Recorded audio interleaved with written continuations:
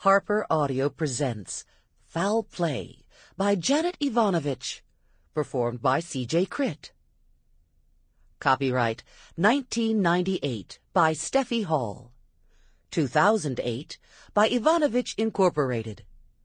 Production copyright 2008 by HarperCollins Publishers.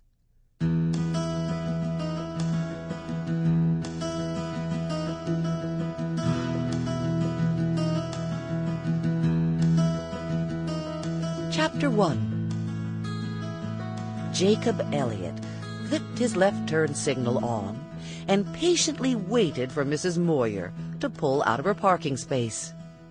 He knew it was Mrs. Moyer because her dog, Harold, was frantically clawing at the back window of her station wagon. Jacob Elliott was not especially good at remembering people, but he never forgot a dog. He was debating the merits of this peculiarity when a gleaming, cherry-red sports car zipped around the corner and beat him out of Mrs. Moyer's spot. The red car door instantly flew open. Two shapely legs extended themselves from the driver's side, and a delicate blonde emerged. She threw her hands into the air in a gesture of furious exasperation and gave the door a thunderous slam, catching the hem of her swirly pink skirt in the jaws of the powerful machine. She glared at the skirt contemptuously, gave a yank, and tore herself loose, leaving half a yard of pink material held hostage by the car.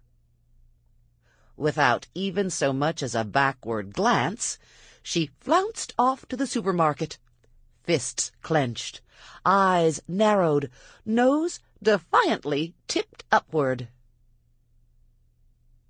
Jacob Elliott sat, wide-eyed and slack-jawed in disbelief, as the glossy blonde curls disappeared behind the automatic glass doors. He felt a smile creep into the corners of his mouth, and a disturbing rush of heat burn across his belly. He was in love.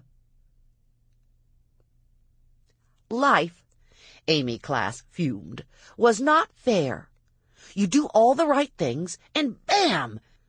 You get kicked in the teeth. It made her furious, especially since innocent children were going to be among the hapless victims. Wrenching a wire cart out of the cart stack, she viciously pushed it toward the vegetables. She glared at her shredded skirt. Of all the lousy luck! Now, on top of everything else! She'd ruined her favorite outfit. Darn that car! And it wasn't as if she could afford to buy another pink skirt. She was unemployed.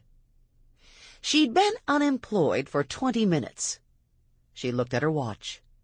No, make that 35 minutes. All because of a chicken. A chicken, for crying out loud! She muttered a well-chosen expletive and indiscriminately grabbed a grapefruit from a huge display. A chicken! She exclaimed, thunking her fist against her forehead. Jake watched in absolute astonishment as his newfound love flung a grapefruit into her cart and took off in a blind rage. The remaining grapefruits hesitated for a moment in precarious limbo, and then hurled themselves onto the floor like so many lemmings making the final fatal migration. Jake stopped a grapefruit with the side of his foot and flipped it into the air like a soccer ball. He scooped up several more and carefully lined them up in their bin. From the corner of his eye, he caught the infuriated blonde heading for the fresh eggs. "Oh, no," he said, groaning. "Not the eggs." In silent horror, he watched as she chose a carton and in some magical way managed to grasp only the top lid, spilling the entire dozen eggs into the immaculate glass case. The eggs instantly exploded on their companions, oozing across Sample complete. Ready to continue?